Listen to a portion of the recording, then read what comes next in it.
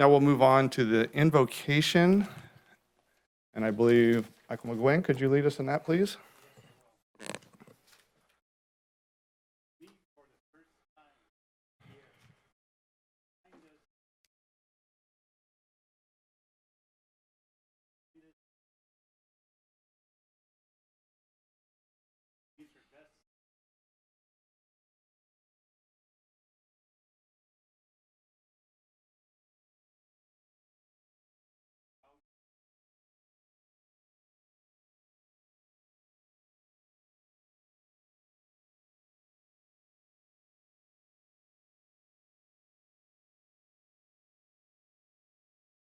Thank you very much. Now we'll move on to roll call.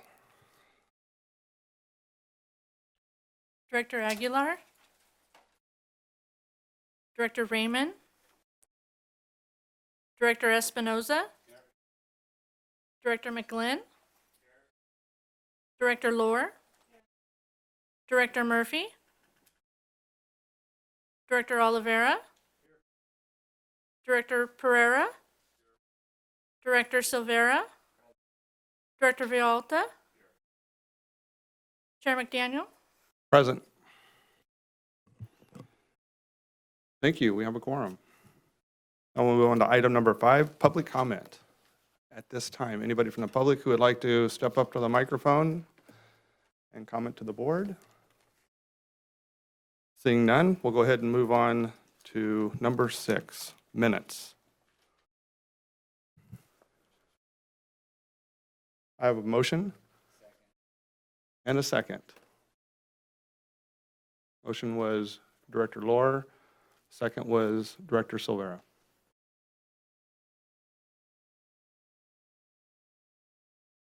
there any other comments from the public regarding this item?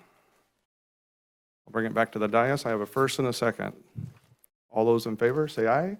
Aye. Any opposition? Motion passes unanimously. What's wrong? Oh. See, I was moving quite through. Sorry, that's my mistake. Let's go back to item number 4, approval of the agenda. I have a first and about 7 seconds. All those in favor say aye. Any opposition? Motion passes unanimously. So now we can jump down to 7, is that correct? Or do we need to go back over? 5? No, I did public comment. Okay. Yeah, Then you can jump down to 5. we did the minutes. And now we're at item number 7, update from California Transportation Commission. We have a presentation from PVK.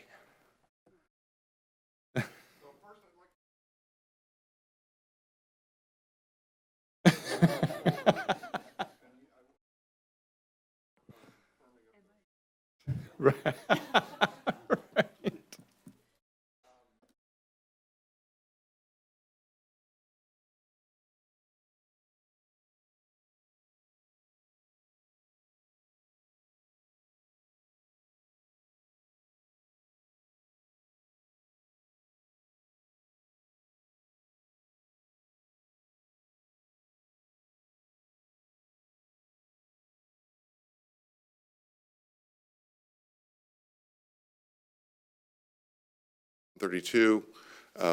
Allowing the money towards Campus Parkway, great things are happening. And so what I wanted to do today is come give you an update on what's happening at the commission. So this is, in 2020 will be what we're calling cycle 2 of many of our major programs. So cycle 2 is our trade corridor program, our local partnership program, our Solutions from Congestion Corridor program will all be in their second cycle of funding. I believe, will be in our 5th or 6th cycle on the active transportation program. So, as you know, the commission now programs and allocates not just those discretionary funds, it now programs and allocates all of the money in the SHOP, which is the major funding for highway repairs and operational improvements throughout California. We also oversee the State Transportation Improvement Plan, also known as the STIP. So those are, the STIP is up for, it's every biannual adoption this year as well. So we'll be holding hearings on the STIP here in January. So I just wanted to just real quickly kind of how what you're doing here in Merced ties into what we're doing in Sacramento, because those are important. As you know, because you guys have lived it, the transportation needs in California and in Merced are great. There's just no way that it can be undersold. And revenue, even with the passage of Measure V and even with the passage of SB1, revenue is still less than the needs. Every program that the commission oversees is oversubscribed. There are more requests than there are dollars to give. Gas tax are still the primary revenue source for infrastructure improvements, and there are a record number of cars and trucks on the road today. We live in the age of the supercomputer and just-in-time delivery. That means there are lots of cars on the road, there's lots of trucks on the road. Vehicle miles travel is at an all-time high. Ironically, fuel consumption is actually trending down because our getting better gas mileage in both cars and trucks. So revenue is not unlimited, revenue is constrained. And I think the one thing that we have to keep in mind as leaders is that Merced County voters want accountability and oversight, as do the citizens of California. And so, and in your Measure V expenditure plan, promises have been made to the voters. And so, as is the case in 25 other counties, we have to build a trust relationship with the voters to say that we're going to do what we said we were going to do when we passed Measure V. That means that you have to, and we have to, allocate our resources strategically. So you have in Measure V, 50% of your projects are local projects. And part of that, how you're going to be measured, is your pavement condition index.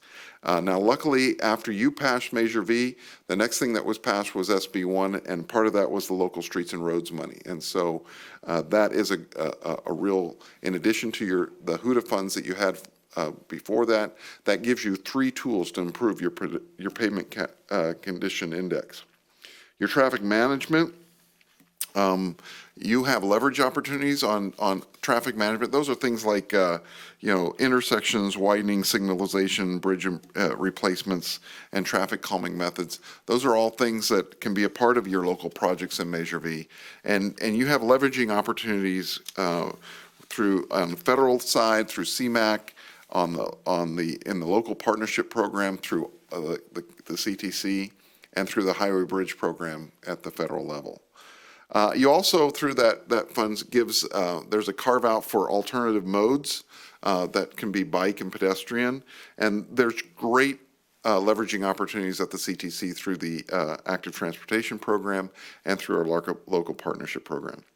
And as you know, you spent a lot of time on you just updated your expenditure plan strategy on this fall, and so on those 44% regional projects, you know all the leveraging opportunities there through the federal, through the trading corridor enhancement programs, which that's going to be really critical to a lot of the projects we looked at today, and through the local partnership program. And then you have 5% set aside for transit, and there's going to be leveraging opportunities there as well through various programs, including the TIRSIP program.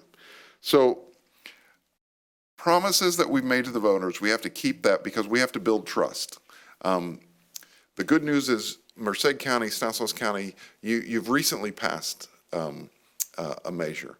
Other counties are at the point where they're looking in 5 to 7 years. They have to renew their measure.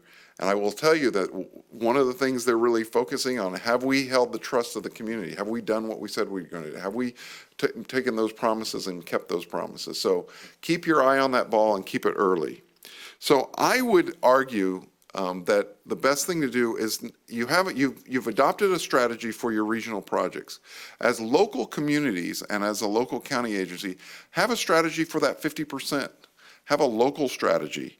Have a strategy for your local projects to repair every street and road through either, a seal, an overlay, or a cape seal, a chip seal by 2026, and keep that going. You now have the funding streams to do that, to do something bold like that. Compete for matching funds. When you're competing, there's always winners and losers. And we talked about this in the car today. You've got to come in with your best foot forward. Anytime there's a grant, you have to think to yourself, have I done everything we can possibly do to win this grant? Because if you haven't done everything, you're probably not going to win. That's just the bottom line. That means it's a call to action. And the call to action I have for you guys is to keep engaging. The great thing you did is have me down here and continue to have people from the CTC, our staff, your state legislature representatives, have them out and show them what's going on. Your local measure allows you to get projects ready for construction, and shovel-ready projects always find a way to get money. That's just the way it is. I've been, involved in this for a while, and it just seems like if it's shovel-ready, ready to go, it may look hopeless at times, but they always find their way to finding money. So engage with Caltrans District 10. As many of you know, Director McElhenney has made it a priority to partner with local agencies. Continue to do that. Be proactive and prepared when you meet with these people. Does everyone in political leadership in your county know your top 3 projects? So when they're engaged in something that's maybe outside of transportation, but when you're having an opportunity comes up to meet with your federal representative, hey, our top project in Merced County is this, and this is what we really want you to know about. Partnerships on miners and the shop. We talked about this in the car, which is Director McElhenney is doing a great job of kind of being a little bit more forthright of, hey, here's where we're going to be doing repairs. And obviously with 140 and 152 and I'm drawing a blank right now on 41, I think goes through 165, excuse me, sorry. Those are opportunities to partner with Caltrans District 10. If they're going to be doing on something, is there something that we can do economies of scale? So I think the other thing is engage with and Stacy's done a great job with this. The CTC and the Air Resources Board get together right now, and we've really done a better job, I think, engaging here in the last 9 months with CARB.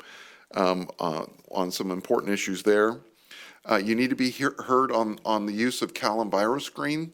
That's a topic that is coming up in many discussions right now of whether or not we continue to use Cal EnviroScreen.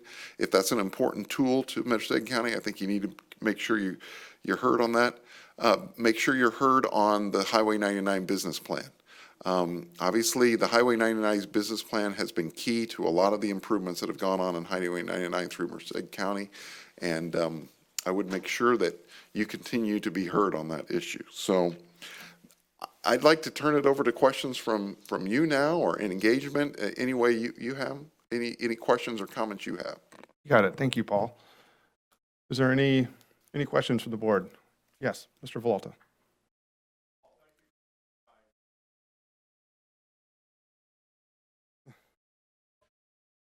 Does that work? Los Banos is simpler. Okay. Thank you for taking the time to come here today. And I want to tell you that promoting Dan McElhenney to the District 10 director was a stroke of genius. That man has been the first one in all his predecessors to take 152 seriously, and through Los Banos. And it's the only undivided roadway on 152.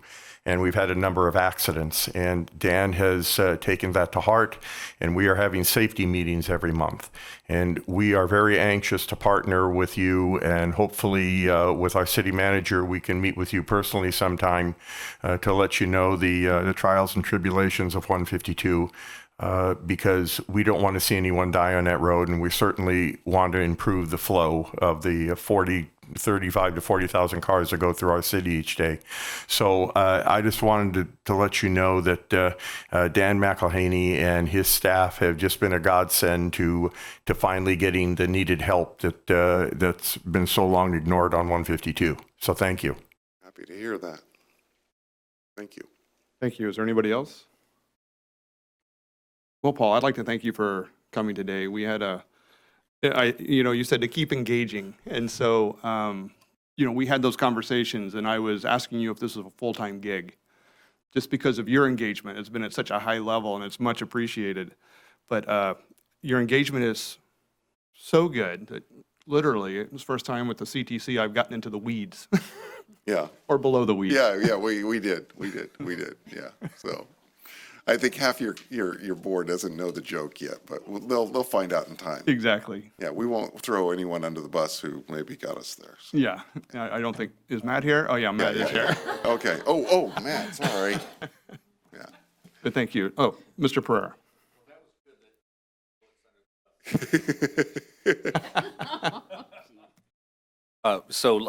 Lloyd Pereira, and 165 is in my district, and I would just like to echo the sentiments that Director McElhaney is really showing us some love, and and the community appreciates it, really do. And so, anyways, I appreciate you coming down here, and thank you to Director McDaniel for putting that together.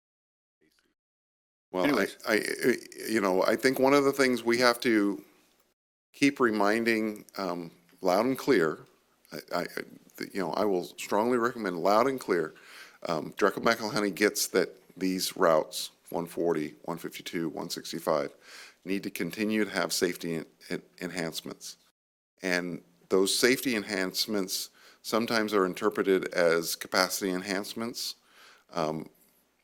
And that's sometimes, I think one of the things that we need to keep talking to people in Sacramento of all departments, that safety enhancements sometimes may look like capacity enhancements, but they're safety enhancements. And so those enhancements do result in lives saved, and they're important, and they need to be prioritized.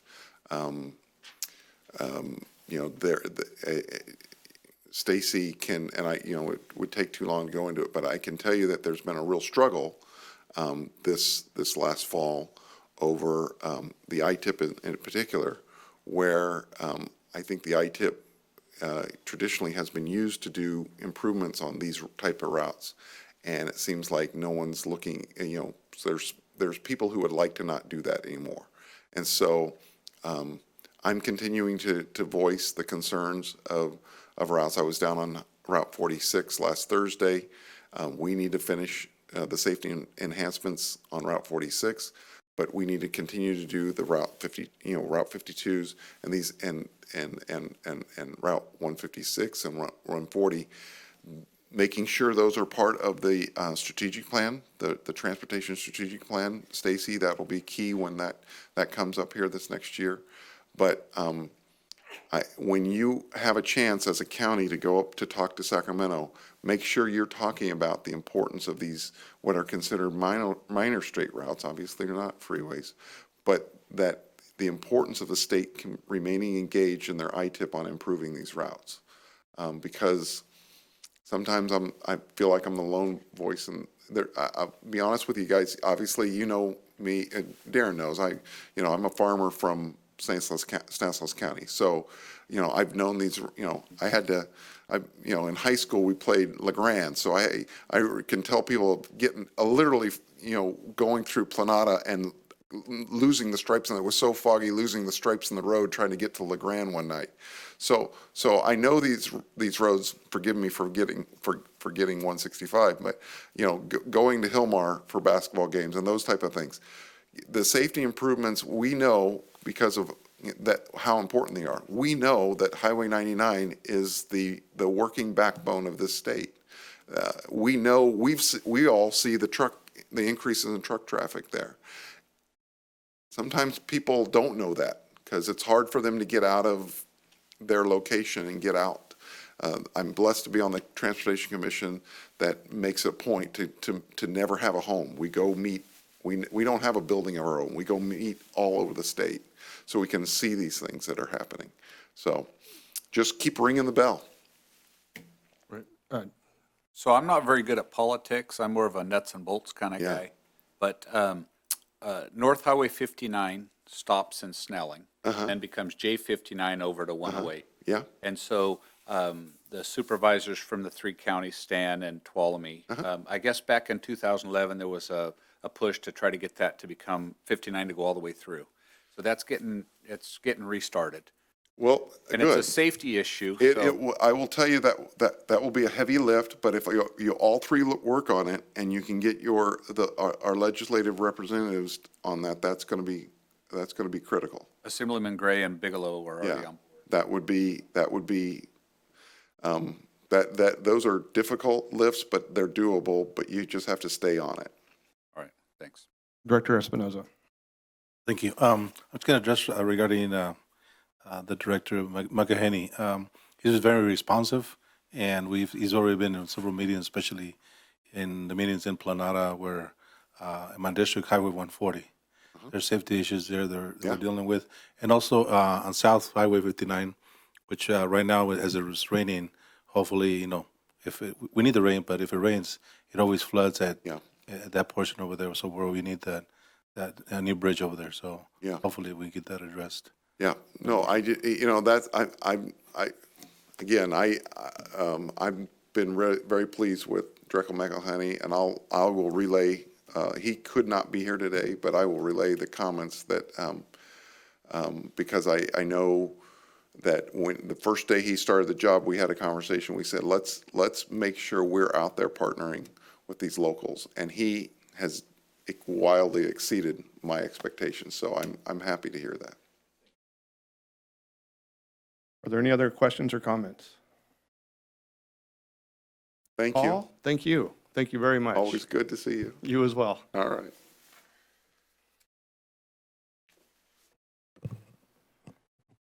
Maybe when we have Matt do his presentation, we'll let everybody know what happened. And Paul, please keep off the shoulders. Okay, Merced County Association of Governments. We'll move on to item number 8. Caltrans report, Tom Dumas. Can you follow up with that, Tom? That was pretty good. Caltrans District 10, thank you all. Dan wished he could be here, especially now after hearing all that. I know he would, but he's just got elected to a commission on the Delta Protection Commission, so he's officially one of those, and this was his first meeting, so he had to make face. That's a tough I'd commission. love to come in and tell you something that you all just didn't hit already. We've already talked about Dan starting the 152 Safety Committee down with the mayor. We've talked about Hillmar School Safety Zone that Dan started with Director Pereira. We've talked about him meeting with Planada and the MAC out there. He's hit all my highlights. So I don't have a lot more thunder other than saying that the contract we've got on the 59 pavement job out in Atwater got approved December 31st. Folks do work on a holiday, and that's should start work toward the end of February. They're expecting them to start out there February 24th.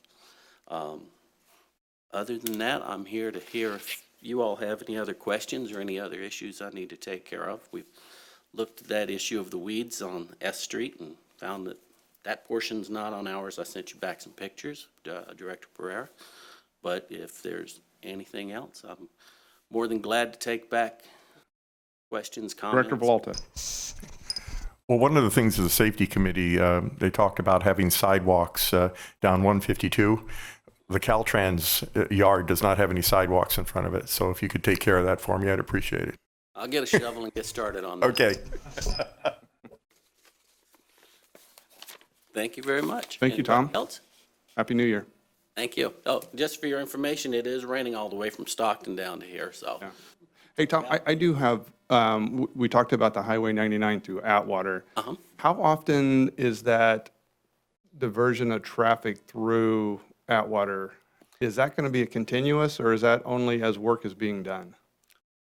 I couldn't tell you. I believe it's only as work's being done, but. So at I'd nighttime follow up. maybe is when they're, Yeah, okay, yeah. They're trying to divert traffic as little as possible. right. But, you know, on some of those bigger issues, I'd have to track back and get back to you. Okay, good. Oh, Director Espinosa. And the last one, any date on the groundbreaking for the northbound 99 in Livingston? No. They were originally thinking it was going to be first part of January. That's come and gone, so I don't have a solid date on it. I expect it to be shortly, but I don't have a solid date on Thank you. that. But they'll send out invitations and everything when they get squared away. All right, Tom, thank you. Okay, we'll move on to item number 9, information discussion only. That's A through E. Is there any questions or something we need to discuss within this?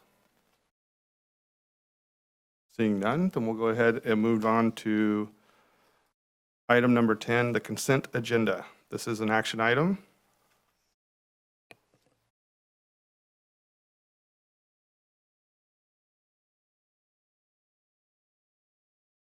I have a first and a second. Any comments from the public? Seeing none, I'll bring it back to the dais. All those in favor say aye. Any opposition?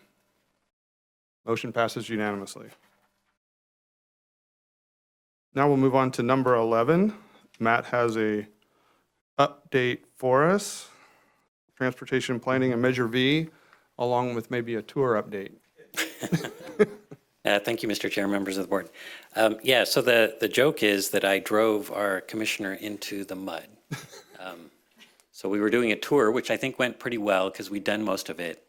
He got to see AME interchange, and Dana Hertfelder explained how AME Phase 1B would connect to Castle, and then Mark Hendrickson explained about Castle, and we did a tour of Castle, and then we went and drove The bridges. over the 59 bridges, so he got to see how narrow those were. And we went past the UC, and we were coming back, and we were going to go look at where Campus Parkway is going to connect to Yosemite Avenue. And I pulled off a little bit just so we could stop and look. And then cars were coming back behind me, so I pulled off a little bit more.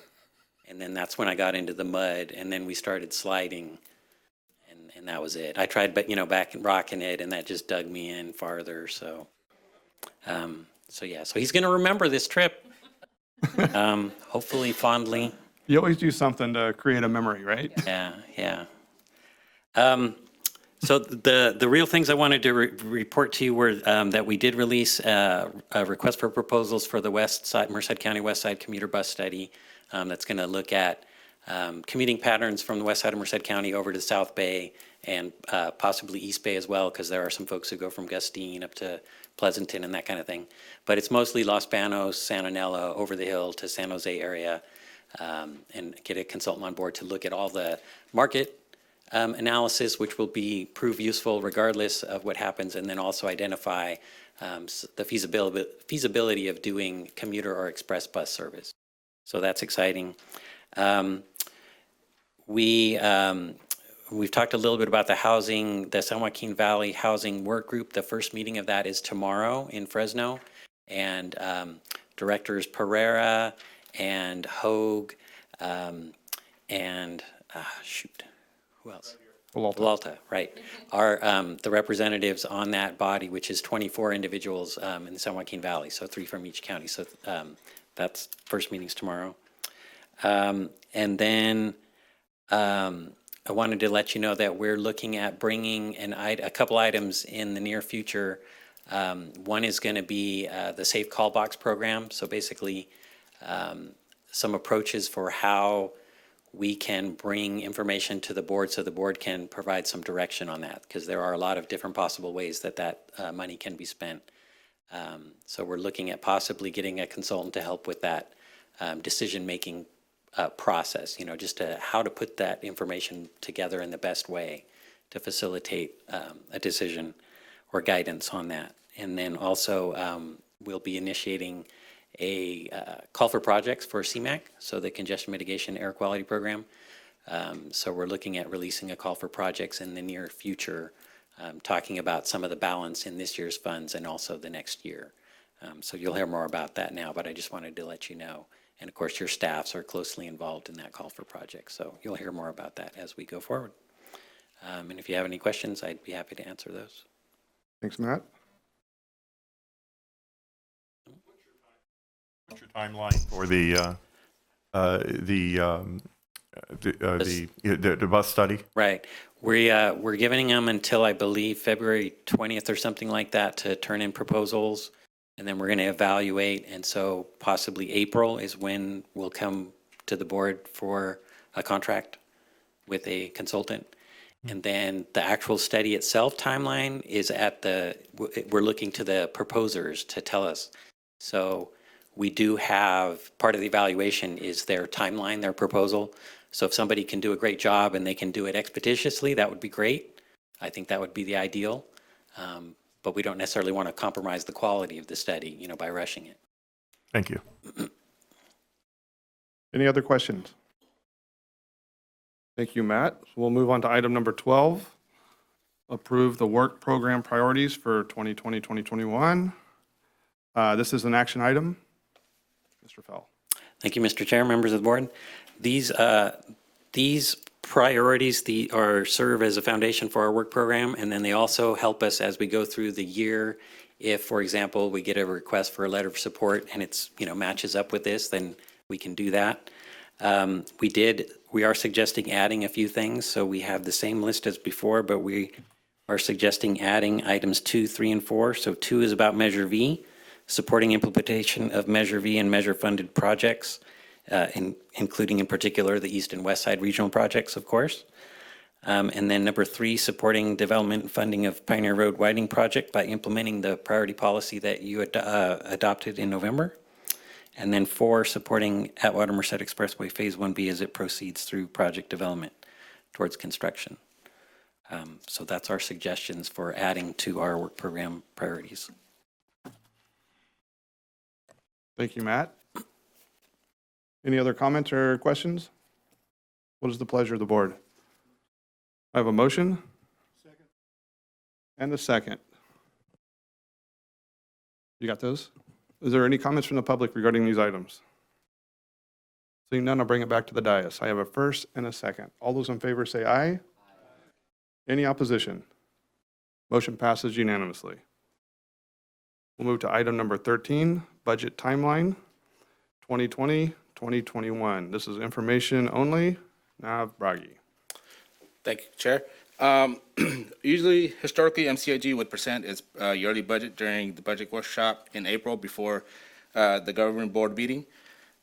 We had a meeting with Caltrans and FHWA, Federal Highway Administration, and they're very stringent on when we submit our budget to Caltrans this year. They wanted the budget by May 21st.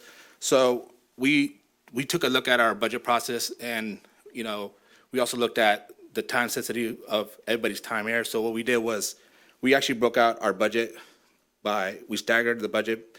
Like in March, we'll take MCAG, and then April, we'll take TJPAs and RWAs the following month. It's not to take much of your guys' time beforehand and have the full attention of the board of what budget we'll be presenting in our budgets. Other than that, any questions? Are there any questions? Oh, Stacy has a comment?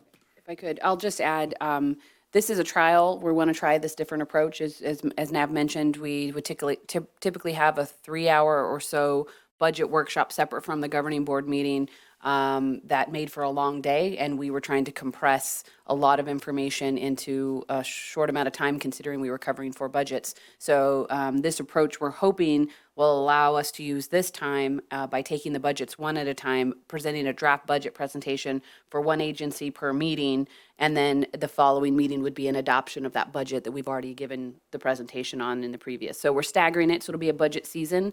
This is a new approach, so we'll be looking to you at the end of budget season to let us know if this was a better model or if you would prefer to go back to a workshop. Thank you, Stacy. Any other comments or questions? Seeing none, we'll go ahead and move to item number 14, accept the Measure V audited financial statements for the year ending June 30th, 2019. Nav, you're still on. Yep. All right, thank you. So what the auditors did was they did revenue testing report. They did revenue and expenditure testing. They went to each jurisdiction and got their general ledger and did some testing. And when they tested the revenues, what they did was they looked at what MCAG dispersed to each jurisdiction and tied it out to their general ledger to make sure it tied out that there was no discrepancy, which there was none. They also tested expenditures, which, you know, they looked at the expenditure program and made sure that there was no other, they didn't use the money for other programs, like to cover other services besides what was explained in the Measure V handbook plan. If you go to page 98, it's expenditure by funds category as percentage of total revenue. So basically, the total revenues that has been dispersed and how much expenditures have they spent of the total revenues they received. As you can see, there's counties that are saving the money for bigger projects. So you'll see 0 to 1-2% of expenditures. On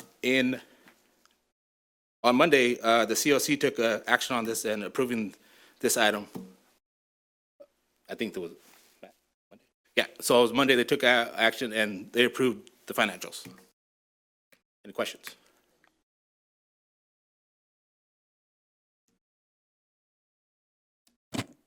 I did not read through every page of the financial audits, but I will tell you, one of the particular on the one for Measure V is just realizing that, you know, the measure was with stated value of 15 million a year, and that's, at least in this one, we're up almost $5 million, $4.9 Right. million more came in than what it actually, what we, you know, had hoped for in the 15 million. So that was just my one note that I took from that. And that's it. Thank you. Thank you, Director Silvera. We knew that you would probably get into the fine print of that contract or financials. So it's been presented. We're looking for an action on this item. I have a motion and a second. And you got the first and the second. At this time, is there anybody from the public who'd like to comment on this item? We'll bring it back to the dais. I have a first and a second. All those in favor say aye. Aye. Any opposition? Motion passes unanimously. Now we'll move on to item 15, accept the Merced County Association of Governments audited financial statements for the year ending June 30th, 2019. This is an action item. Nav, you're still up. Thank you.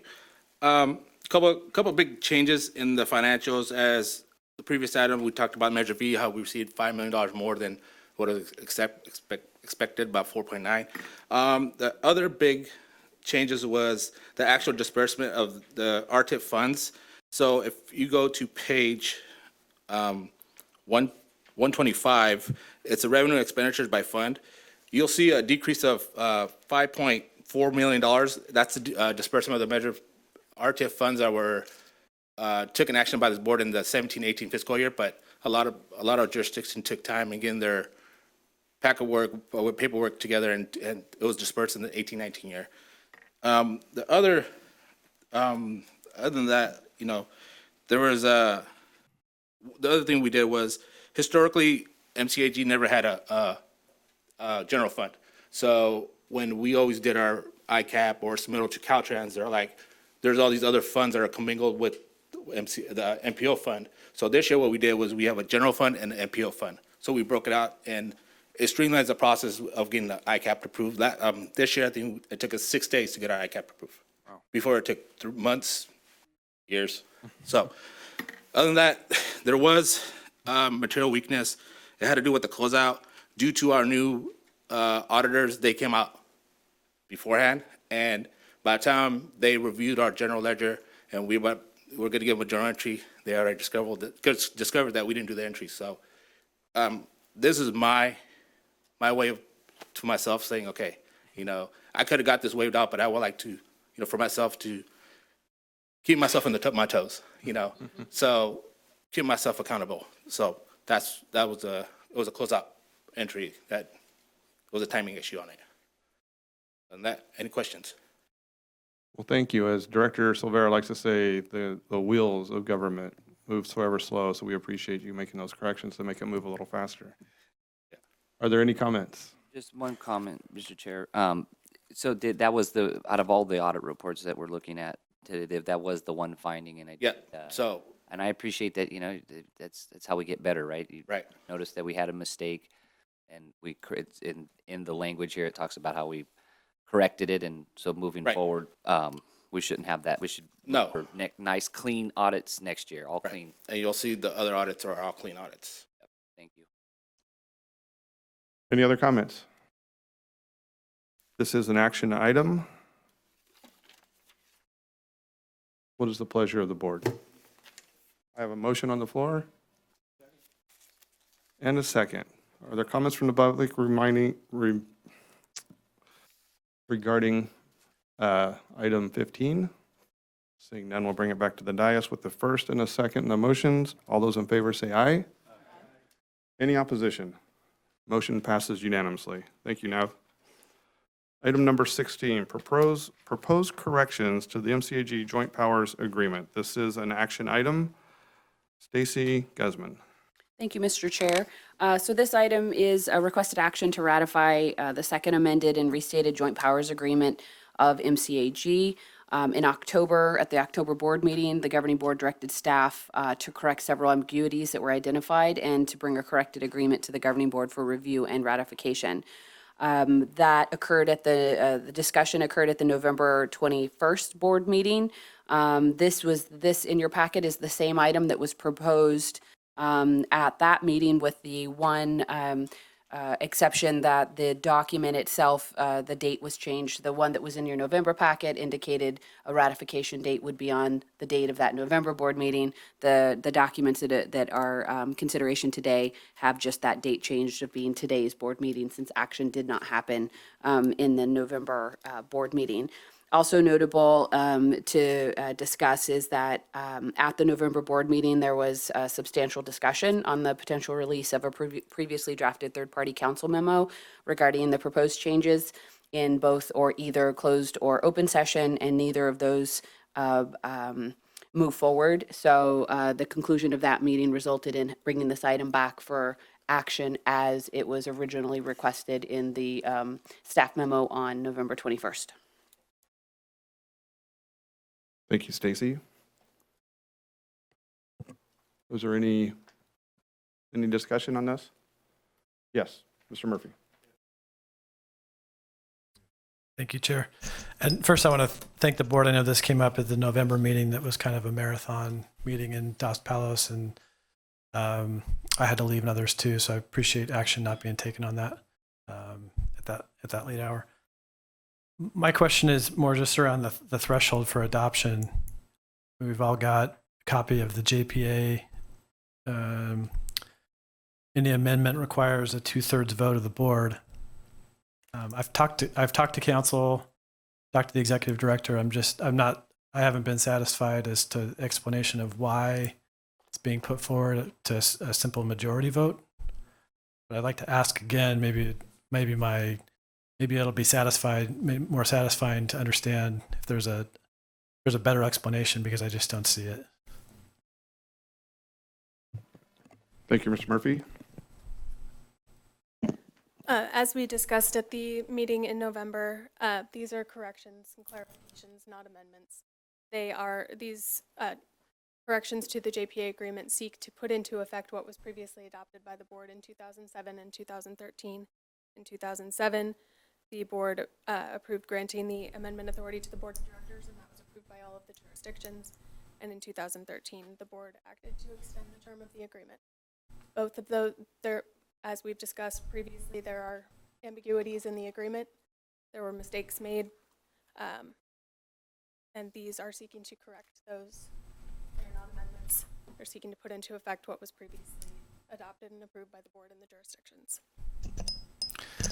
Okay, so that's what was shared with me previously. I mean, it's fundamentally wrong. It's just wrong. I mean, we can all read it. It takes 2/3 to call something that's being changed a correction rather than an amendment. It's just wrong. I mean, you can disagree with the substance, but let's not disagree about the process. It's very disheartening, tell you that, to have this advice come. It's actually laughable, to tell you the truth. embarrassing that that's the direction we might go. You know, being an attorney myself, I know lots of other attorneys. I mean, it's sort of like hard to make that argument with a straight face.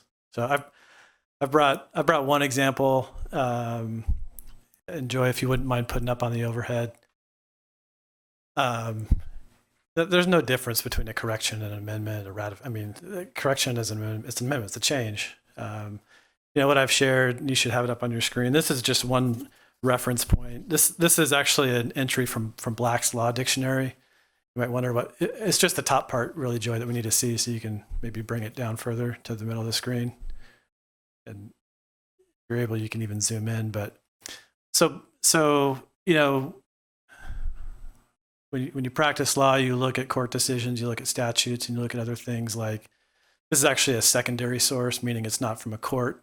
You look at it's a very trusted secondary source. Black's Law Dictionary has been sort of on every lawyer's bookshelf since, you know, for the last couple centuries. It's been quoted by the U.S. Supreme Court.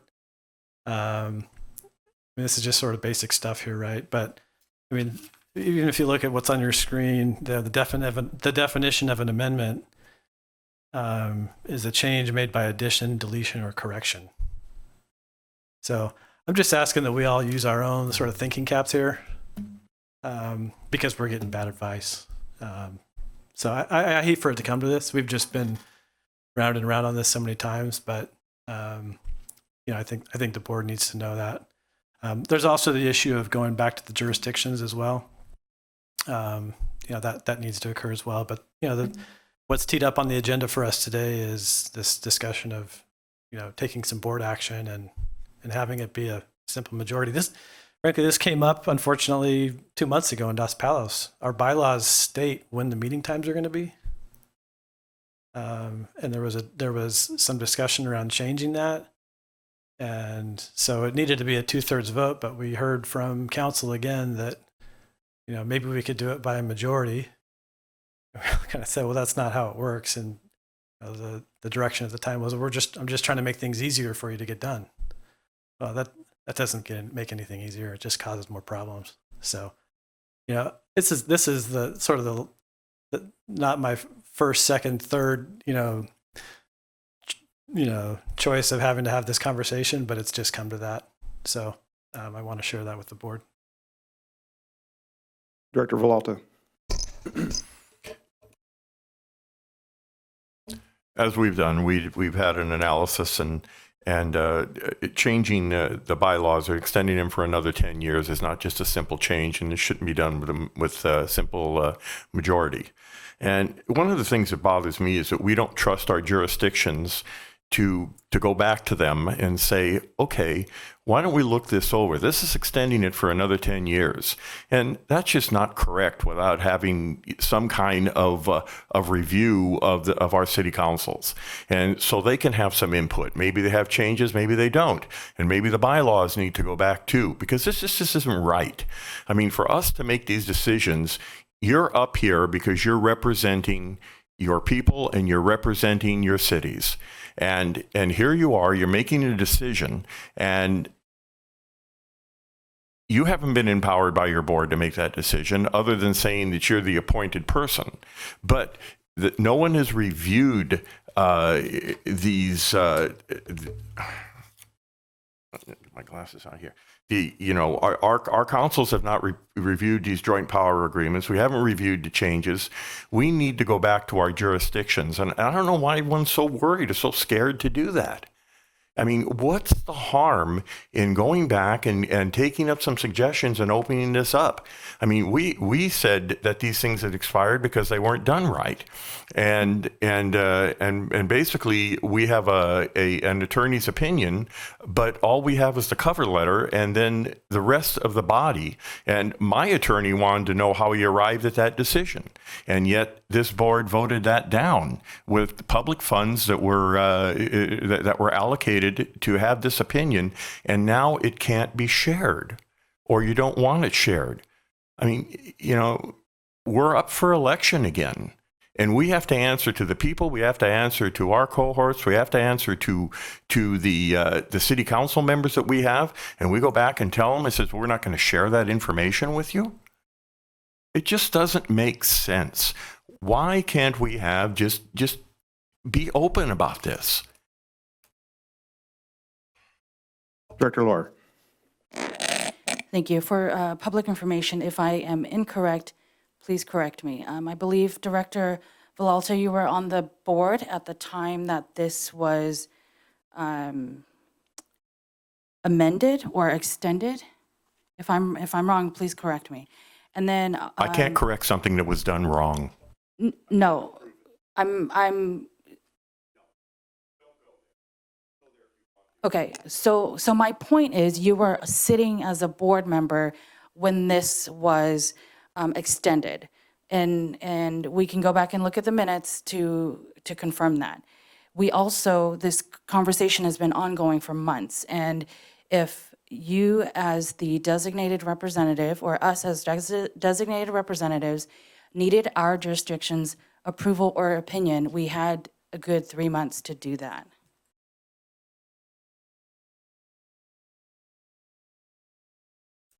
Any other comments?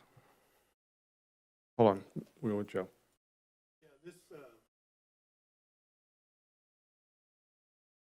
The mute button needs to be off, or the mute light off. There it is. Is that it? Yeah. Yeah, this is going on a few months now discussing this. And everybody has their points, but if our attorney is comfortable with it, I am comfortable with it. I think it's been discussed ad nauseum. It's, to me, it's not that big a deal. It's correcting. Every jurisdiction has had things that they've gone back and had to redo a little bit or tweak, or sometimes they get caught earlier, sometimes they get caught later, but I'm just ready to put this to bed and move on. We already have meetings about where it would take a 2/3 majority if we decide to change the makeup of the council. Those talks are ongoing. But for now, I think it's time to put this to bed, and with that, I'd make a motion to approve. I have a first and a second. Are there other discussion? Roll call vote, please. Okay, I'd like to open it up for anybody from the public that'd like to make a comment on this. Seeing none, we'll bring it back. We'll do a roll call vote.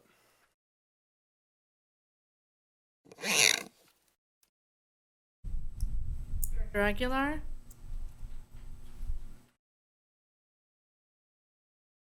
Director Espinoza? Director McGlynn?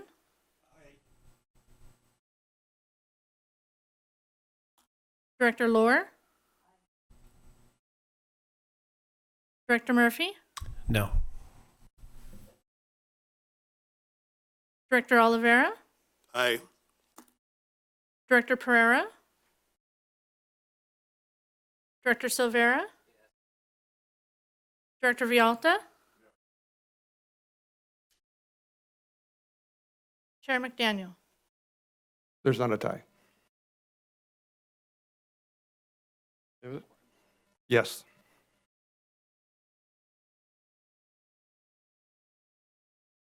Motion passes.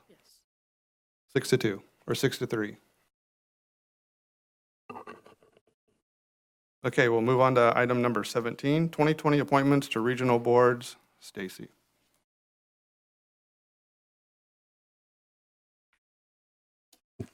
Thank you, Mr. Chair.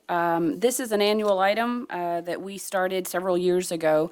As you know, that this body appoints and collaborates with a number of regional boards across the valley and appoints representatives to serve in a various number of roles. So these appointments are made for an unlimited term that continues at the discretion of this governing body, or until the appointee resigns or is no longer a member of the governing board.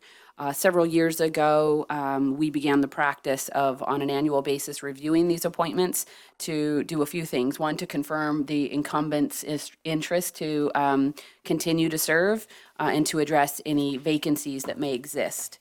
So on page 213 and 214 of your agenda packet is a list of what those appointments are. I will go through them briefly, and I'm happy to answer any questions about the particular organizations if any of them seem unfamiliar. We have the California Association of Councils of Government, or what we often refer to as CalCog, where we have a representative. Currently, that representative is Director Pereira, and we have an alternate, and that is Director Hogue. And this is typically, the role is typically 2 meetings a year, one in Sacramento and one at an annual conference. That annual conference is typically in March. This year it's in Riverside, April 5th through the 7th. The second board is the San Joaquin Joint Powers Authority.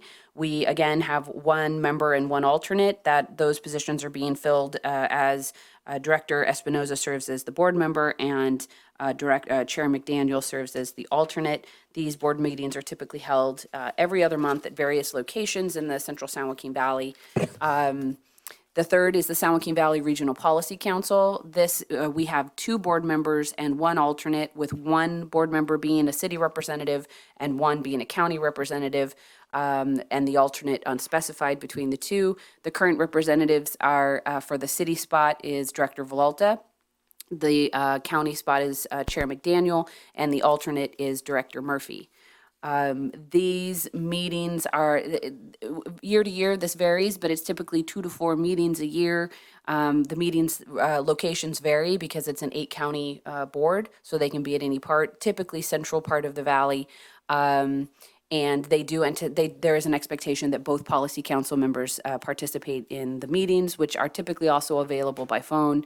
The core activity of this particular group is the Valley Voice program. That is essentially like our One Voice program, but it's 8-county wide, and it also includes, in addition to an annual trip to Washington, a day trip or sometimes an overnight and a day to Sacramento.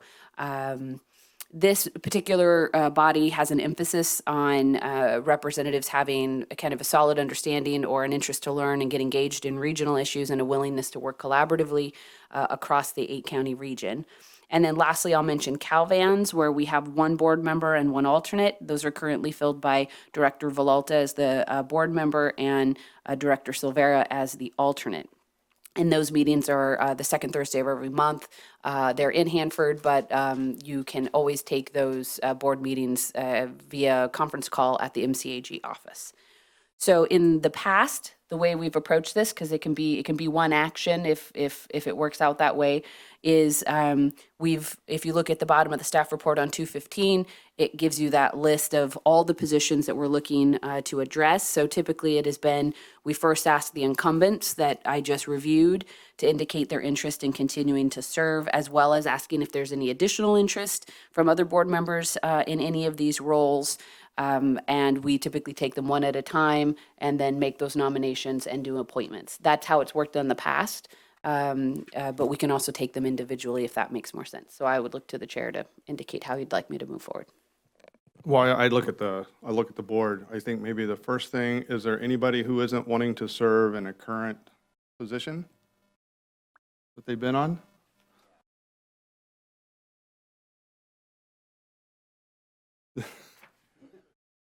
Don't let that deter you to volunteer to serve in that role. You could have said that a little more straight-faced, please. Yes, Director Villalta? I was absent from a meeting and you appointed me to CalVans, and I'll tell you that I enjoy it. So Right. Yeah. So it's Well, it fits the West Side well. I've learned a lot, and it's given me a lot of information to help with the other boards that I'm on. So I like it. Good. If I could, I look to Director McGlynn. I don't know if the mayor had communicated to you, but I got the sense in her email to me that she was not interested in continuing as the CalCog alternate. Does that sound like news to you?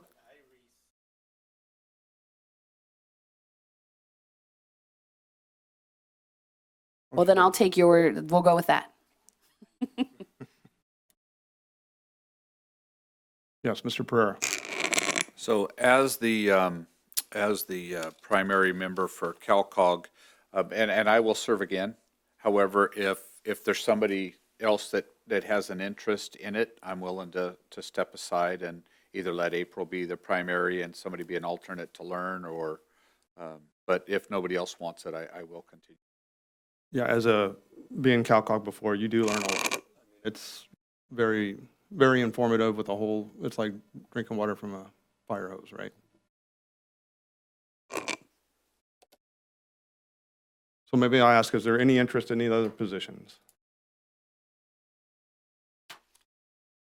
Wow, this is the quietest this board has ever been. So it looks like we can move forward as presented. We just need a new Calvan. I need a Calvan's alternate. Well, I think if nobody steps up, Scotty will be automatically assigned. And it fits well with the west side. I nominate Director Creighton for it to be the alternate on Calvance.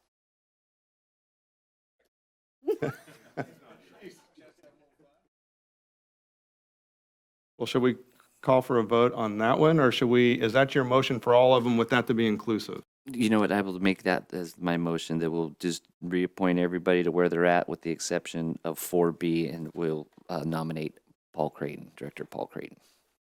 I have a motion on the floor. Second. I have a second from Villalta. Any comments from the public? Seeing none, we'll bring it back to the dais. All those in favor say aye. Any opposition? Did anybody hear Paul? No. Motion passes unanimously.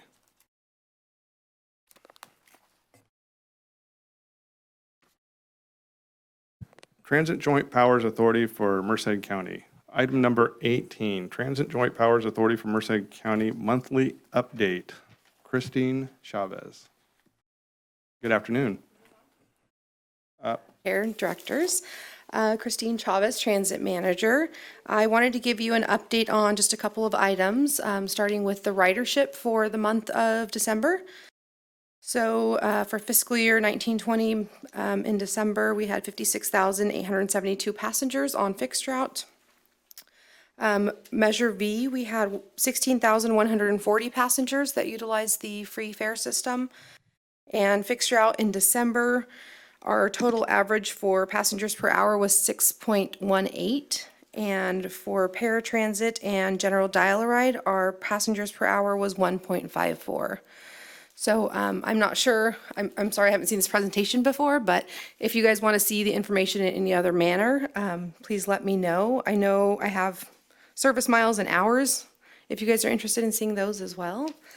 Or if you guys are interested in seeing maybe year over year, month over month, I can present that information in whatever format you would like.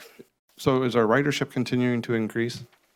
It takes a slight dip in December because it was at 66,000 in November and then down to 56. But I can give you a general percentage growth each month. That would be good help. Okay. Yes, Director Ferrer. Yeah, and if I don't know about today, well, I guess you could email it to us. I would like to have it emailed. Okay. But in the future, if the numbers, they're not in the packet, right? I'd look for them. No, I can put them in the packet. I believe we have time from when we receive it from our contractor to put into the contract or into the agenda board packet before it goes to print. Yeah, I just have real concerns about how we spend our money there in the ridership, and you know, and the usage has kind of trended up, but we've also really increased the free rides, and so you know, absent that, I think either we need to do something different, I think, but I'd like to have the numbers to be able about that. Okay, and one thing I will add is I met with the operators this month. I tend to go to safety meetings and just kind of make them aware of issues going on, or just, you know, thank them for being safe. And I'm working on updating the fare tracking system, GFI fare boxes, so we can more accurately track our ridership. So I hope in the near future I can get you exact details on how many veterans, seniors, and ADA passengers we're actually transporting. So I'm getting them used to making sure they're properly checking ID when they board. So I hope to have that to you within the next couple months. So on a similar note, I'm going to go through a few items that I've been working on this past month. So on Monday, we had the Merced College Bus for You program start. So that's the essentially free rides all semester with the paid $9.95 semester tuition. So collectively, this is our pilot program. Collectively, we're encouraging students to ride the bus and create that new generation of bus riders. I'm going to be updating you guys on that monthly, and I'll be sure to include that in the packet on how our ridership is looking. But we did add a tally sheet to that. A tally key to that. And we are planning on having an outreach booth within the next couple weeks at the college to inform the students of how and when and where they can catch the bus. And get them more comfortable with riding the bus so that we can see a successful pilot program. And just by way of background, I came from the City of Visalia and Tulare County Association of Governments, and I actually took the lead on the implementation of the College of Sequoia's Student Transit Pass program in 2012, and it's been extremely successful, and so I have a lot of the, knowledge and technical ability to kind of manage a program like that, including set aside for capital for potential expansion, because that program, similar to this one, was kind of, filling the empty seats on the bus, and then they were so full we had to start going to expansion. So I hope that we have that sort of success here, if that is our ultimate goal. So I'm excited about that program. I'm working on a draft policy for vehicle disposal and LTF reserve and prioritization, so I hope to have that to you within the next 2 months. If you have any suggestions for that, feel free to reach out to me. And on a similar note, if you guys want to meet with me and talk about any of the concerns that you have within your communities for transit needs or just some frustrations, I'd be glad to hear them. We're gearing up for the operations and maintenance contractor turnover. We're still going through the draft of that, Stacy kind of mentioned. I'm working on firming up a lot of policies, internal policies, and making sure that we get off on the right foot. So if there's something specific that you want to see with the new contractor, that's just a performance issue, then you can let me know and I can make sure that that's addressed right off the bat. So we're anticipating a spring turnover date. We don't have an exact date yet, but once we have that, we'll make that available to everyone. I know that the ventilation at the operations and maintenance facility has been an issue that has been addressed. There was a kind of kink in the line that was not allowing it to properly ventilate. So we called a contractor to have a second ventilation put in because there was a misunderstanding of the functionality of it. So as far as I'm aware, it's been addressed as of today. So we should be good on that. And then the electric vehicles, we're working on getting on procurement lists so that we can have options for purchasing the vehicles that we were awarded under the 5339 bus and bus facilities.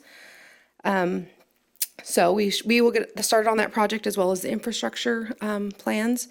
And this week, or the past couple weeks, staff has been working diligently on a TERSIP grant application, which you guys will be seeing a submittal for that next month for a resolution for support. It's the Transit and Intercity Rail Capital Program that would go towards meeting some of our unmet needs for operation or for expansion. So that would provide us with electric capital to do that additional need that we've identified. So with that, I'll take any questions or any additional information needed. Okay, Stacy, you had two things Yep. you wanted to add? I just wanted to point out that I appreciate Christine mentioning the TERSIP application because that was one of the pots of funding that the commissioner identified earlier today about transit leveraging opportunities. So we're taking advantage of those. And the second, to Director Pereira's comments about getting to that point where we feel like we need to do things differently. We have moved up our plans to begin the short range transit plan, which is a 5-year or so, and Christine probably has, and Matt, it's actually on the COG side of our house, but it will look at a 5-year outlook of our transit system, our revenues, our needs, and it just kind of do that holistic approach and give us ideas of, how we might be able to do things differently. It's a very oversimplified version, but that's something that we'll kick off this spring. Director Espinoza. Yeah, I do need to talk to you on a stop with Father Harvey in Livingston. He's been trying to change that stop over there. So I'll give you specifics after the meeting if you want to Sure. ask me at the end, please. Okay. Thank you. Thank you, Director. Any other comments? Thank you, Christine. Thank you. Now we'll move on to item number 19. Accept the Transit Joint Powers Authority for Merced County audited financial statements for the year ending June 30th, 2019. Nav, you're up again. Thank you. Quick question. I mean, this is for everyone. I mean, I'm just doing what has been done historically. If you guys want me to say something different or do something different, what you guys want to see, please let me know. Because, you know, I don't know what you guys want to see. So I would like to really, demonstrate whatever you guys want to see. I'll open book, transparency. So, going forward, you guys let Stacy know or myself what you guys want to see on our financials, and I will, address any needs that you guys need. So, a couple of highlights for the transit. So you're open for change? Yeah, of course. If suggested. All times. Good. I just want to clarify that. Yes. A couple highlights for the transit budget. A couple key highlights is the increase in assets. It went up by $8.8 million. That has to do with the facility, the capitalization of the STU facility. There's also other changes in the financials, like our funding source has gone down, but that's also has to do with the funding that we used for the facility. We used it in the previous year to pay for it, and so in the 18-19 year, we didn't need those fundings. So there's a decrease in our funding, but that's like PTM-SCA, and Cal OAS money, which was used in the 17-18 year, not the 18-19 year. One thing I'd like to point out, which was highlighted in our financials, as Christine mentioned, on our paratransit Dallas service, our target is 2 riders per hour, but we're at 1.56. If you go to page 235, it shows that the Dallas service is at 5.9%, a fare box ratio. TDA requires us to have it at 10%. So, just want to highlight that we are addressing this issue with the short range transit plan, but I do want to point out that this is a concern on our side as well. But everything else, clean audit, everything else good. Any questions? Thank you, Nav. Any questions? Okay. What was the pleasure of the board on this one? Actually, anybody from the public like to make comments on this item at this time? Please form a line to the left. We'll bring it back here to the dais. I have a motion and a second by Espinoza. All those in favor say aye. Any opposition? Motion passes unanimously. Now we'll move on to the Merced County Regional Waste Management Authority. This is item number 20, Merced County Regional Waste Management Authority monthly update. Eric Zetz. Thank you, Mr. Chair, members of the board. Thank you, Joy. Such a great help. Happy New Year. Good to see all of you. So we are we on? There we are. Okay. So I'm going to provide this is a just informational item. It's going to be just giving you guys a little bit of an update on the Regional Waste Authorities, some of the things we've been doing. We're going to talk tonight about the December tonnage reports. We'll give you an update. This board at the last meeting, if you recall, we had some discussion on Saturday service. We'll give you an update on that. We'll talk about the Senate Bill 1383. We've Director Murphy, I passed by you as I was in trying to make a meeting on some of these agencies. I apologize for not sitting there and spending more time with you, but we'll give you an update on those meetings. And then also we will talk to you about landfill gas to energy. So I'll give you a little bit of an update on that. So for our December tonnage reports, overall we are up by about 1,000 tons. You will notice that Highway 59 is up about a little over 2,000 tons, and then Billy Wright landfill has gone down about 2,000. That is indicative of the waste stream that we lost that I reported back to you in November. So we're still trying to find a replacement for that. Overall, though, we are up, which is good. Saturday service. So this board at our last meeting, you all approved that the operations run full Saturdays, and so we have been in full Saturdays since that time. January 11th is, and it's just by way of our schedules, but January 11th is the day at which we made it effective. Otherwise, it would have been a half day, and so we've done that. So just so you know, both sites, Billy Wright and Highway 59, are open at 7 a.m. to 3:30. Just so you know, this past Saturday, we had one of the highest volumes of traffic. Now, that's indicative of cash sales type operations, but it was following a holiday. Anytime we have a holiday, we've got a high volume of the public that comes in. So anyhow, things are going well with that. And I should back up.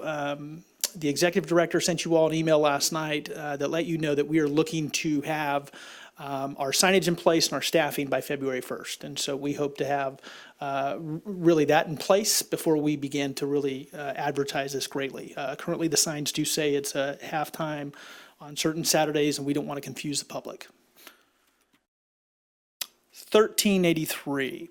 So we have been having meetings with the jurisdictions. Those meetings, the agency discussion item there on the left that you see before you, that's the packet that we're talking about with each of the jurisdictions. And so we're going through the regulatory timeline, talking about the milestones in the law, what timelines those are, the action planning process for each individual agency, the overview of the planning process of how this works, and then what specific program compliance and policy compliance options there are for each jurisdictions. And then we're focused on next steps. You'll see that on the right of your column, agency meetings, we've met with each of the jurisdictions. We will close these initial meetings with the city of Merced and the city of Los Banos on the 29th. So here is that timeline. I thought it was important to just show this to you all. This is exactly what the agencies are being told. On the left there, you see 2018-19 CalRecycle initiated formal rulemaking in 2018. This is a spreadsheet from CalRecycle, and I'm here to tell you that they did not adopt the regulations in 2019. The last revision I saw was just under 190 pages, and I believe they need to get it approved here in this next month or two. So that's what we're playing with. But the law or the dates will not change that you see. January 1 of 2020, the state has to achieve 50% reduction in organics disposal. By January 1, 22, that is the date that each of our jurisdictions are really held to compliance with this law. And that's what we're working towards. And at that point, we've got enforcement actions that have to take place. There's an ordinance requirement. And so we're sharing with the jurisdictions in these meetings these timelines. Landfill gas to energy. So the authority put out a request for a proposal. That request for proposal went out December 18th. It is really a request for qualifications. We're looking for a qualified individual to be our construction manager at risk. But it does have some cost merits in the proposal, and so therefore it has been elevated to a request for proposal. So with that, that was issued on December 18th. We had a mandatory site visit that was required for every individual proposer, that they had to have representation on the site on January 10th. That meeting occurred this past Friday. And so on that Friday, the email as well had some pictures, and I'll show you a couple of those here if you didn't see that. But on this January 10th visit, we did a tour at the Highway 59 landfill. We saw the flare where the connection would tap into, and then we followed that pipeline path down Bellevue over to the UC campus. And so with that, we got to end up at the UC Merced campus, at which we had representatives there to meet with the proposers. And so there was a Q&A that occurred there at that time. And so what you have before you is we're looking at the RFP to be completed. The deadline for that is to be January 29th. So we're moving pretty quickly with this. And then we'll do committee evaluations of the potential proposers that come in to make sure they're qualified as we go forward, February 3rd. And then we will look to February and March for intent to negotiate an award. Eric? Oh, I'm sorry. Yes. I just want to add, just to remind the board of this process. This was, we are bringing on a CM at risk firm to assist us to shore up our pro forma, drill down into the numbers a little bit more. This is not additional, there's no additional funding request. This is within the budget that we currently have for the project, but it's to make sure we've dotted all of our i's and crossed all of our t's on the pro forma and other issues and concerns that we've talked about in previous meetings, to lead us up to, again, bringing back to this board a future action of whether or not to pursue this project. So, see, I just didn't want anyone to be alarmed seeing construction in this contract, because it's really a two-part. It's getting us to a decision point so that we can bring back the final pro forma, the best we can do with the budget that we have. And then at that point, the board will be asked if you want to continue. And if we continue, then there will be this contract will be able to show us what that cost will be, and there'll be some certainties there that we're not able to provide at the time. So just didn't want to alarm anyone that we were moving forward in construction in any way. Yes, Mr. Volta. I'm happy and relieved to hear that, because the first initial numbers that we received were pretty depressing, and I didn't want us to get into a negative number situation. And so before we give and again, just to understand and to recap, before we give our final approval of this, we're going to have some hard numbers to see if this is going to pan out. Right. So if I've said construction in this, I apologize. This is not construction. So thank you for that clarification, Stacy. You all approved looking into this project, which is the phase one component of this. We're spending no more than $10,000 for this part of the work, which is already approved by this board.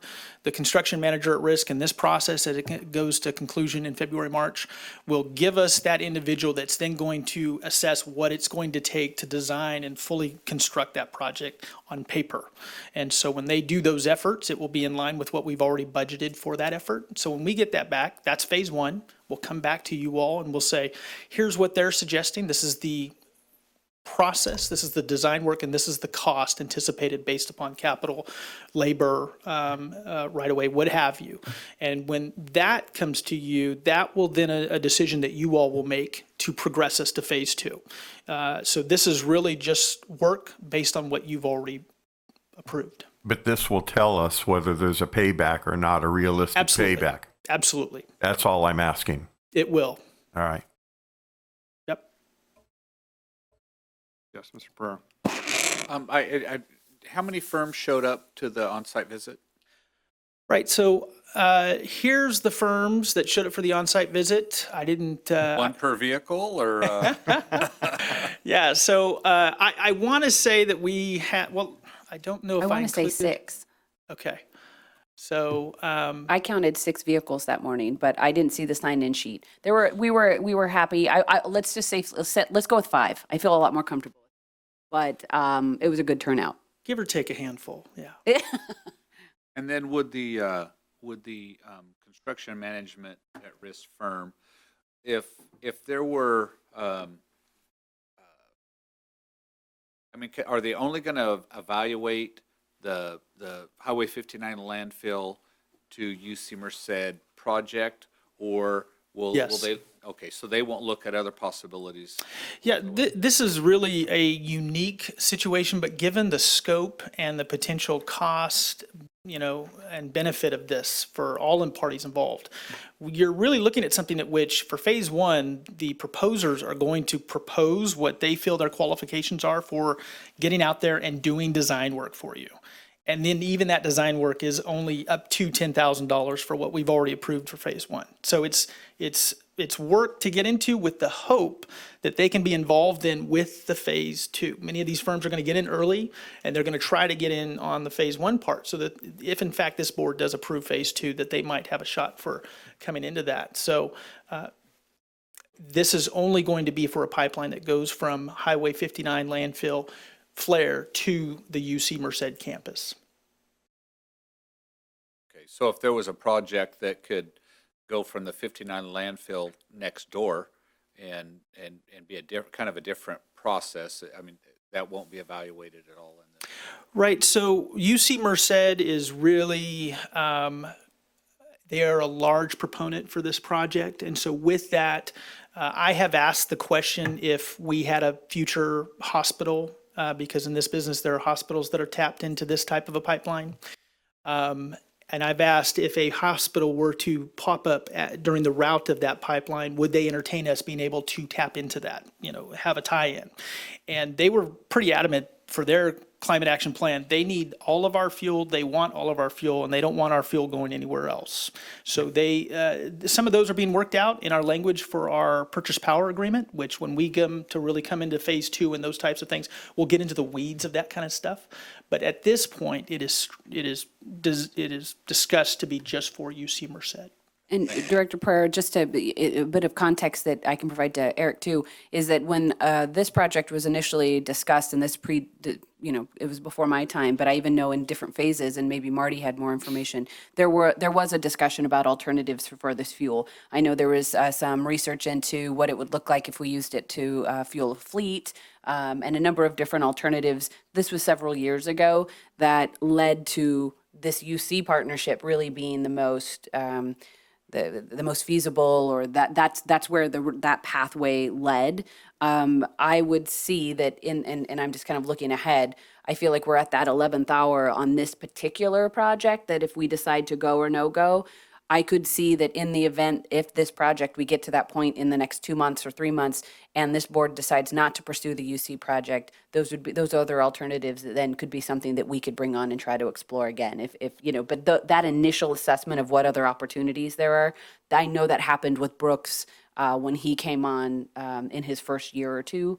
So there was some analysis at that time, if that kind of gets to your question of, because I think what we're looking at now, particularly because we have a limited budget to get us to that finish line for this phase, is that it'll be targeted solely for the merits of this particular project.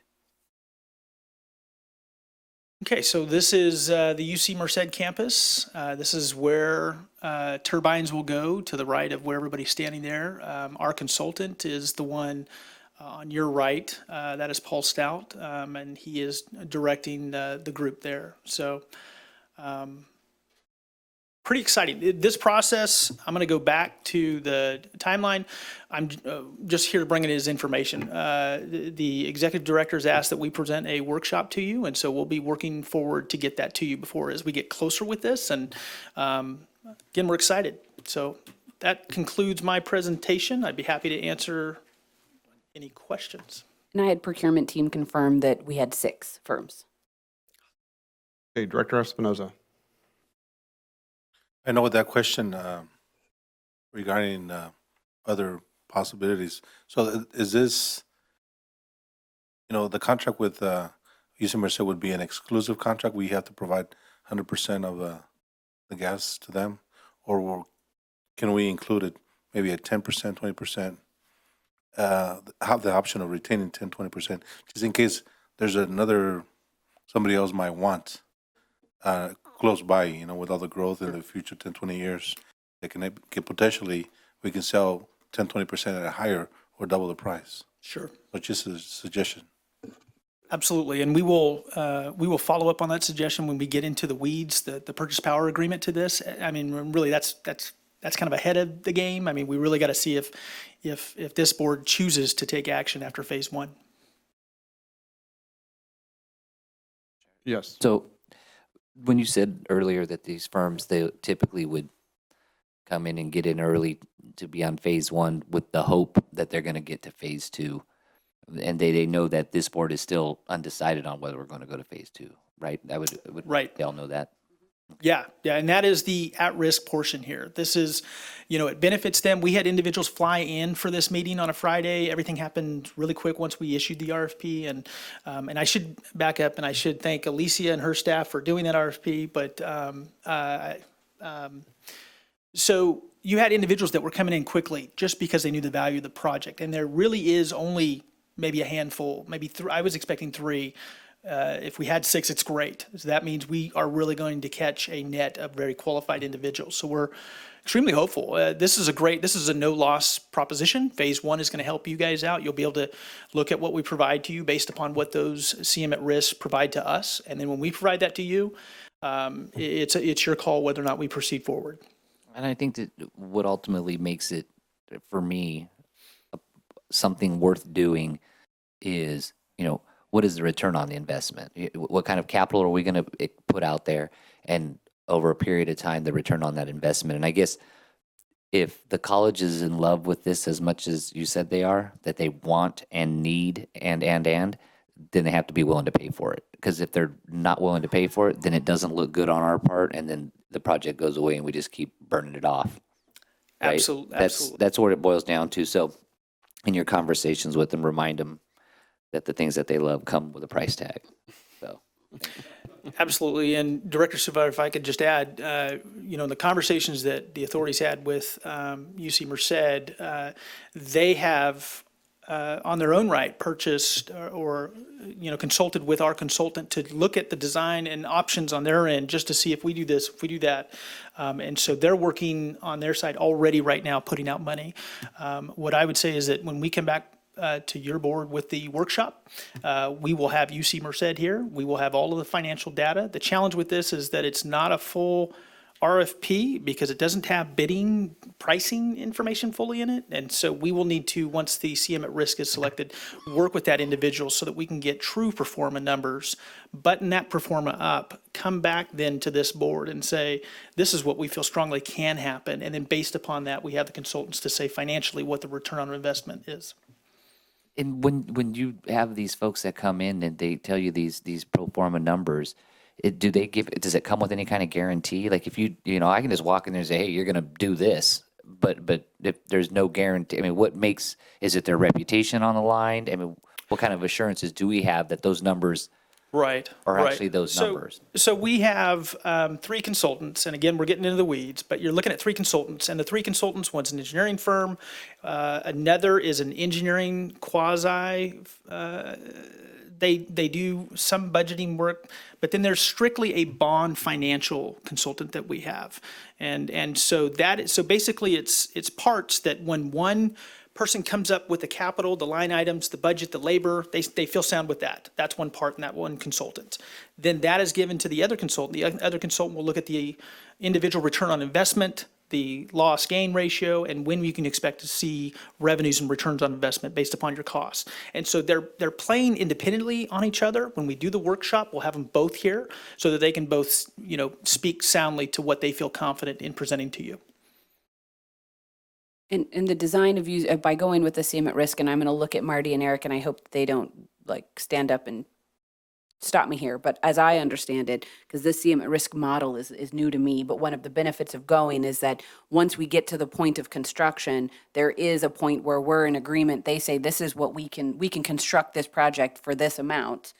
And when we go into contract for that second part of actual construction, they're guaranteeing delivery of the project for that amount. So that's a way to mitigate the potential for the budget of this project in the construction phase to go sideways. Is that fair? Yeah. Very close. They're going to have indicative pricing in their Director Volta. So just like if something doesn't perform, say in a bond, and it comes back to a board and they had to raise the bond payment to make sure that they met the needs. So say the performa wasn't what it should be, and the amount of fuel that they're going to use, is that a varying amount so we can make sure that we do get our money? Right. So the performa is going to be a varying amount. It's going to be something that comes in here and gives you an estimate on what they expect based upon what the bidder has proposed. Mm-hmm. And so that performa, generally these projects, they will go anywhere from 3 to 7 years, which you're paying towards something before you return on investment. And so really everything is tied to the initial capital costs of what this turns out to be. And so we've got to get the CM at risk to give us what they feel their best effort design is. And they're held, as Stacy has said, they're held to a high standard of once they put that in pen and paper, then they've got to come X amount of months when this board approves phase 2 and actually hold to those costs. And so we should have a pretty accurate idea of what that looks like. And the hope is that with all of the individuals, that we have a fair balance where you have one consultant doing a set of numbers that then The other consultant is basing their information based on those numbers.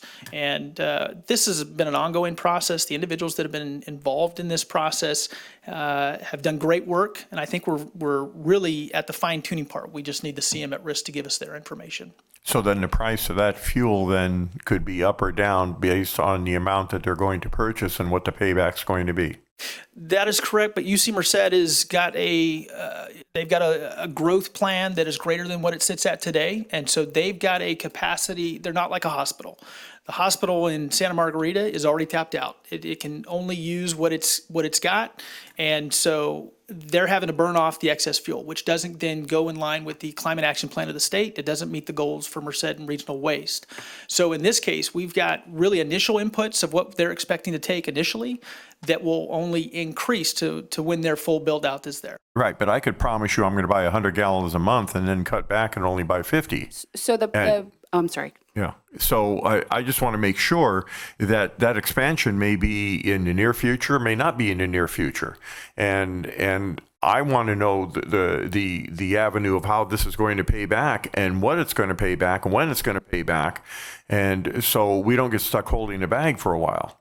So the price per, I think it's per kilowatt hour, is set was established in the memorandum of understanding and has been transferred into the draft power purchase agreement. So what they will pay for how much gas and all that's established will be established as part of the power purchase agreement going into it, as is the language that they are committing to purchase all of our gas. So that language is established and will be solidified in the power purchase agreement, as well as the termination language, the termination fee language that we are working on, that I feel like we've taken a very strong position that we need to be made whole in the event of any kind of a termination. So we do have certainty to say that if some or unforeseen circumstance changes at the UC and they don't want the gas, they may not take it, but they're still paying us for it. Still pay for it. Yes. So those are the main tenets that I'm constantly looking for as we go through these iterations of the draft power purchase agreement. Okay, I feel better. Thank you.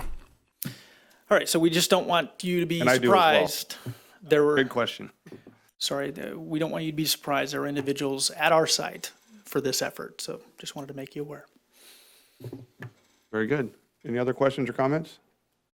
Okay. Thank you, Eric. Thank you.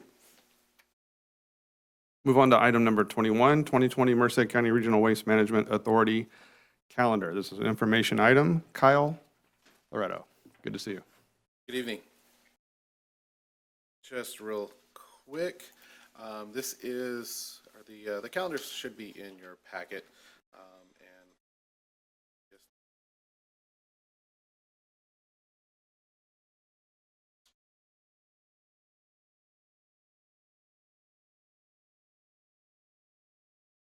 So yes, this should be in your packet. The calendar is, and as Eric said, we have updated it to include the Saturday hours. And starting this weekend will be our first household hazardous waste event out at Highway 59. And the following Saturday, our first community cleanup. Just wanted to highlight a few things that every month, March, very busy cleanup through all the community events on household hazardous waste event out in Los Banos for the west side. Will be on the first Saturday in March. In April, we again every Saturday we have events going on, and then through the summer we will not be having any events through the community events. However, again the Saturdays we are open, and then again we start picking up again in the fall, September, October, and November cleanups. If there's any questions about the calendar or our hours or the cleanups, please let me know. Any questions? Just one suggestion. Sure. For the household waste. Yes. Is maybe, did customers going to use this calendar? Yes, this is available on our. So maybe either write that out or put a ledger down at the bottom. Understand. Okay, anything else? Thank you, Kyle. Thank you. We'll move on to item number 22, accept the Merced County Regional Waste Management Authority audited financial statements for the year ending June 30th, 2019. This is an action item. Nav, you're up again. Thank you. Probably tired about seeing me now, huh? Couple highlights.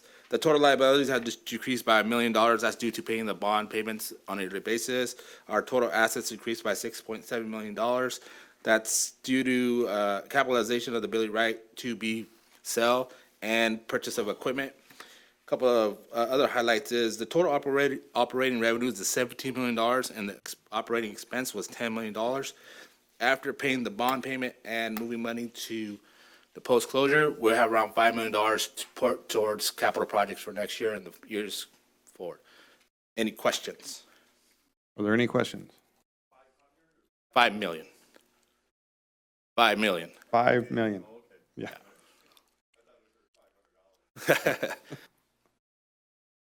Any questions? Seeing none, we'll open it up to the, So on page 269, the down near the bottom under net investments and capital assets, restricted. Is that really a $27 million change? On 269? Yeah, The the bottom, the 22 million? 27,397,000. In the change column? Yeah. Yeah. Because we also, well, it's not really, let me see. No, that's an error on the auditors. Hey, tell them for $5,000. Oh, that's why it says draft on it. Once you guys approve it, I'll make sure. Yeah. wow. Thank you, Lloyd. Mr. Pereira.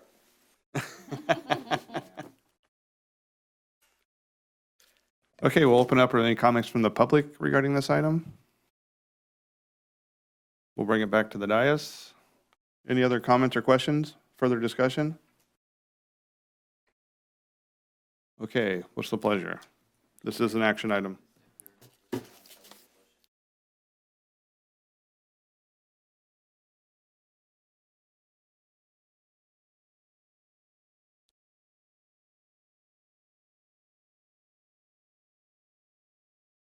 Very good. So I have a motion on the floor. And I have a second. All those in favor say aye. Any opposition? Motion passes unanimously. Thank you, Nav. Now we'll move into item number 23, act on property damage claim, Fidel Mercado. Christina, Good afternoon. good afternoon. So it's pretty straightforward. The customer was dumping trash on the pad, and one of our service trucks backed into the hood of the truck. It was very light tap, but the weight of the truck dented that hood. And it was investigated right away, corrective actions taken place, and it was on the authority to correct that issue. So we are asking that the action be taken to approve the claim, that the claimant might be compensated for the damage to their vehicle. Thank you. Well, I have a first and a second. Let's ask if there's any public comment regarding this item. We'll bring it back to the dais. Is there further discussion up here? Okay, I have a first and a second. All those in favor say aye. Aye. Opposition? Motion passes unanimously. Thank you, Christina. Now we'll move into other reports. Item number 24 is a closed session item, public employee performance evaluation. At this time, we will go ahead and go into closed session. Let's, by request, let's do a 5-minute break on our way into closed session. Yeah. Yeah, they said we could, as long as we're not there till 6:30. Mike, did you provide food?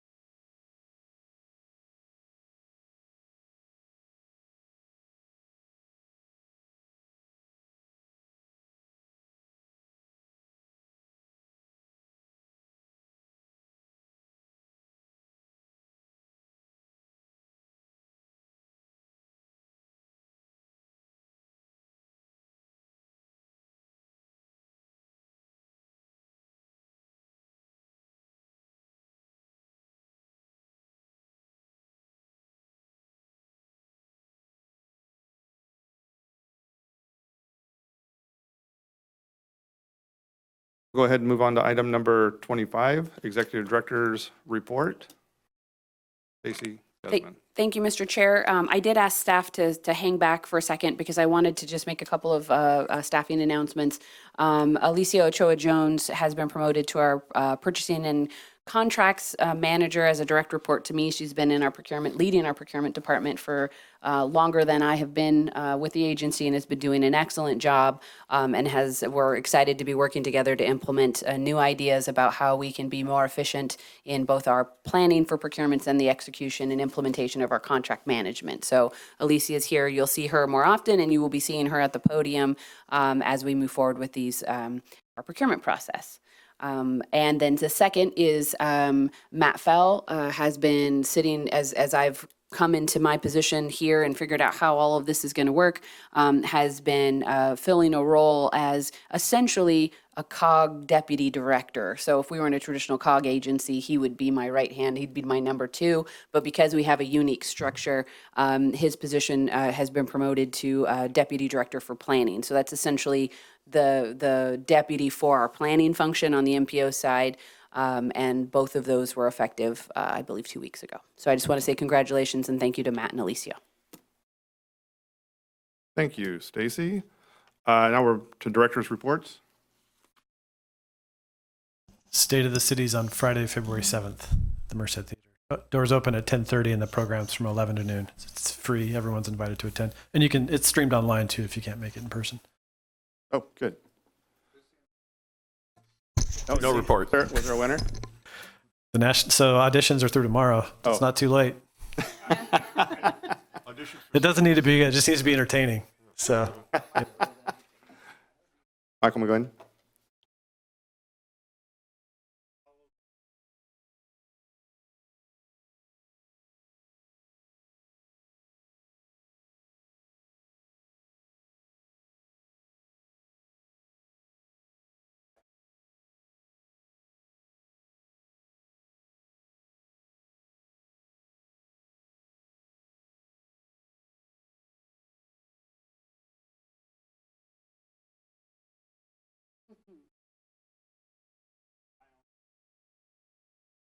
Hey. Director Laura. Director Silvera. Director. Usually I say nothing to report, but I am here to report proudly that yesterday at RCRC, Rural County Representatives of California, I was sworn in as chairman of the 37 rural counties in California. We do poke fun and say it's like being the governor of the state of Jefferson. But looking forward to representing rural counties throughout California and Washington, D.C. for this next year.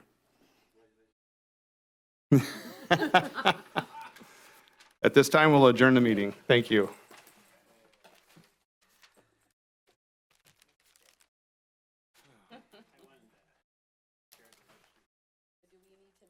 Yes, we do.